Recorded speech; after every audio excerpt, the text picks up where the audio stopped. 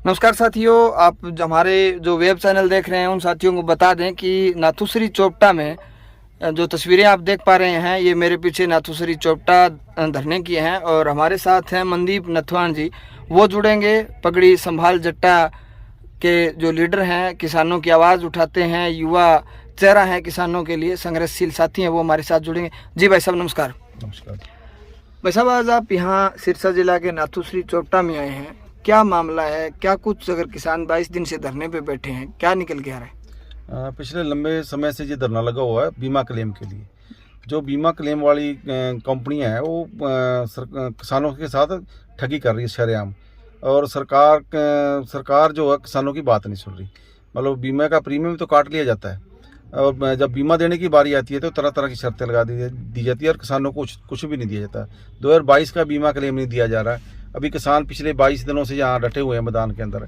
सरकार को उनकी बात सुननी चाहिए थी। यदि कोई बात नहीं सुनती तो आने वाले समय में एक बड़ा आंदोलन का आगाज यहाँ हो सकता है, क्योंकि किसानों के मनों में गुस्सा है। काफ़ी लोगों को का मतलब बड़ी राशि है यहाँ का जो किसानों की इन्होंने जब्त कर रखी है, जिसमें गबन कर रखा है। मैं इसको गबन बोलूँगा क्योंकि ये एक नंबर में धोखाधड़ी है। प्रीमियम जब बैंकों से सीधा काट लिया जाता है, जब क्लेम की बारी आती है तो ये क्लेम नहीं देते, ये सीधा डाका किसानों की जेब पे। हम अपने संगठन की तरफ से सरकार से मांग करते हैं भी जल्द इस बीमा क्लेम राशि को जारी किया जाए।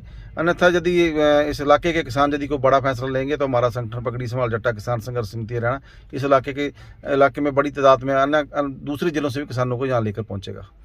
भाई साहब, एक 13 महीने का बड़ा आंदोलन, और पूरे मैं ये मानता हूँ कि दुनिया में सबसे बड़ा आंदोलन हम उसे कह सकते हैं।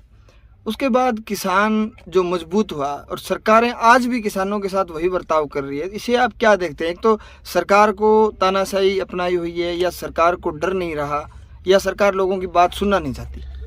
देश में कारपोरेट राज कर रहा है। ये सरकार नाम की कोई चीज़ नहीं है। देश का जो टोटल कंट्रोल है वो कारपोरेट कंपनियों के हाथ में है। पहले अंग्रेज राज करते थे, मगर वो अंग्रेज वाली नीति अब कॉरपोरेट के माध्यम से हमारे देश के अंदर लागू की जा रही है। आज पुलिस भी हमारी है, सरकार भी हमारी है, पर नीतियाँ अंग्रेजों वाली है।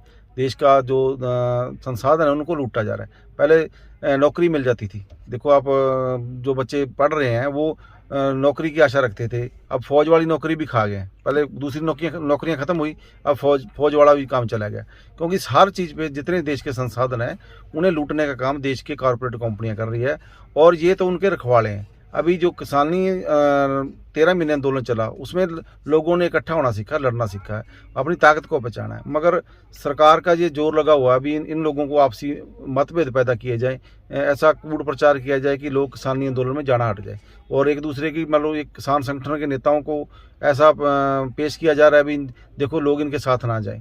मगर ये लोगों को फूट डालो राज करो वाली नीति जैसे अंग्रेज अपनाते थे, वही नीति हरियाणा और देश की सरकार अपना रही है। अभी आप देख रहे हो अभी दिल्ली के अंदर एक आंदोलन चला हुआ है जिसमें छेड़छाड़ का मामला है। मान लो पॉस्को एक्ट लगा हुआ जिसमें गिरफ्तारी होनी चाहिए थी, मगर मंत्री की गिरफ्तारी नहीं हो रही, वो धमकी दे रहा है खुल्लम खुल्ला, और ऐसे महसूस हो रहा है भी जैसे ये लोकतंत्र की हत्या कर रही है सरकार। जी। हर लोगों के अधिकारों का हनन हो रहा है। लोग अपनी बात सुनाना चाहते हैं, मुख्यमंत्री लठ की भाषा से लोगों से बात कर रहा है। ये सारी बातें सामने आ रही हैं।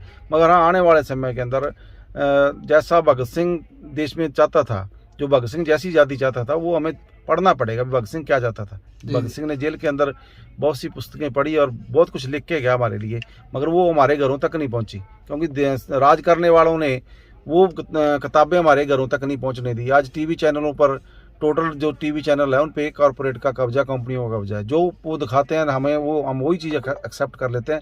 दिमागी तौर पे हमें गुलाम किया जा रहा है। हाँ, आने वाले समय में एक लड़ाई बनेगी।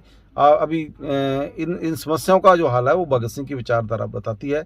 ये राज करने वाले नेता ऐसे ही लूटते रहते, जब सत्ता में से बाहर होते हैं तो सत्ता प्राप्ति के लिए जनता को लोक लुभावने वादे करते हैं, जब सत्ता में आ जाते हैं तो फिर वो वही नीति जो पहली सरकार बनाती थी वही नीति ये अपनाते हैं। जी धन्यवाद भाई साहब। ये थे हमारे साथ मनदीप जी नथवान, जिन्होंने बहुत ही विस्तार पूर्वक बताया कि किस तरह से किसानों के साथ सरकार कर रही है, खिलाड़ियों के साथ जो बर्ताव किया जा रहा है वो आप तमाम लोगों के सामने हैं। ये तमाम जानकारियां आप हमारे देख रहे थे वेब चैनल पे।